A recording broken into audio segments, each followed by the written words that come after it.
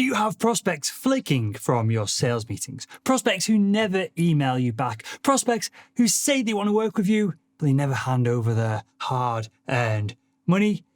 Well, I've got some really bad news. I don't know how to say this to you, but you have a critical selling illness.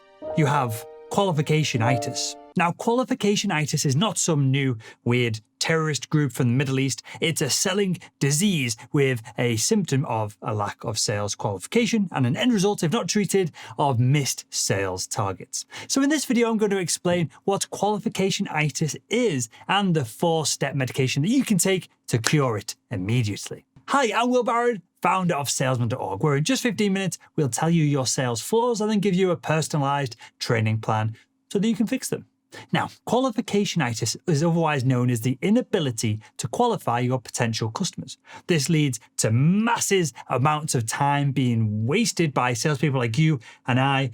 So you're spending time with people who are never going to buy from you, no matter what you do. Unsurprisingly, when you put the right sales message in front of the right person who has a need for your product, well, they tend to make a purchase pretty easily and pretty seamlessly.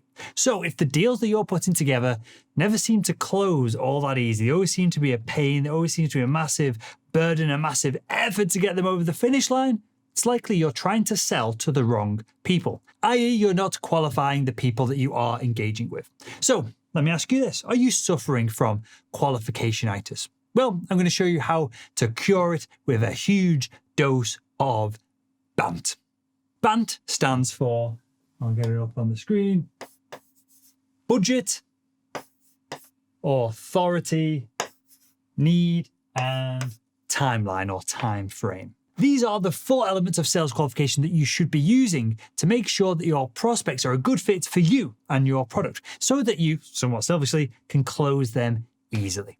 If your prospects don't fit this BANT qualifying framework, then you must disqualify them. And disqualifying simply means getting a lead and just stopping engaging with it and focusing your energy somewhere else more productive. Regularly disqualifying prospects that do not meet this BANT framework, which we're going to run through in more detail in a second, is a great thing. If you do it as often as you possibly can, you're going to find yourself becoming incredibly efficient at getting deals done, because you're only going to be speaking to, you're only going to be spending time with individuals that are very likely to make a purchase. So, how do we use this BANT framework to qualify potential customers? So to use this BANT framework to qualify potential prospects, we must uncover the following pieces of information. There's 4 of them. Obviously, we've got the budget. So we're trying to suss out if the prospect is capable of buying, if they're going to have funds, capital, cash to spend with us. Next up, we've got to find if the prospect has authority, if they've got the authority to get the deal done.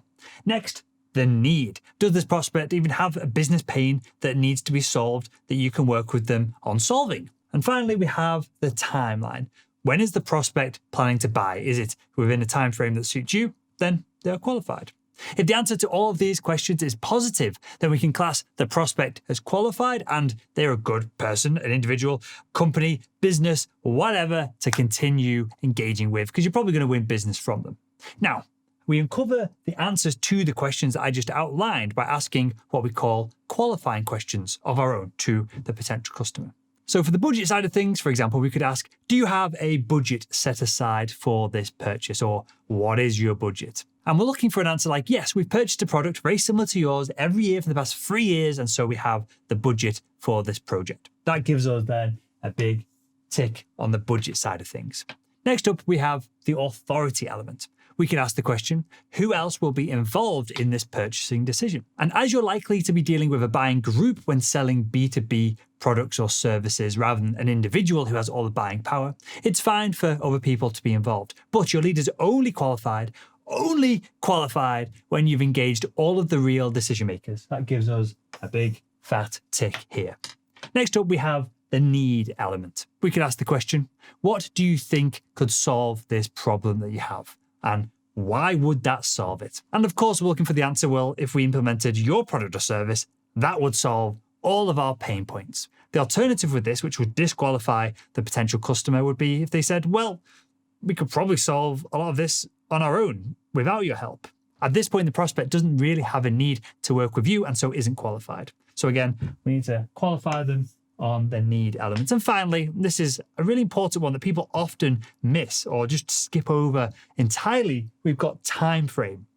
So we need to ask the question, how quickly do you need to solve your problem, your issue, whatever's up in the business? And if they turn around and say, we need to get this problem solved this freaking quarter because it's getting worse every single day, then again, you've ticked this timeline element of the BANT framework. And this is the magic, right? When you've got a positive response to each of these questions, you have a qualified prospect, and the chances of doing business with them is incredibly high. Likewise, if the answer to these questions are negative, even if you're just getting 1 or 2 negative answers here, perhaps we don't have the budget and we don't have a real need, then you should disqualify this prospect. You should jump onto the next lead in your pipeline and focus your energy there instead.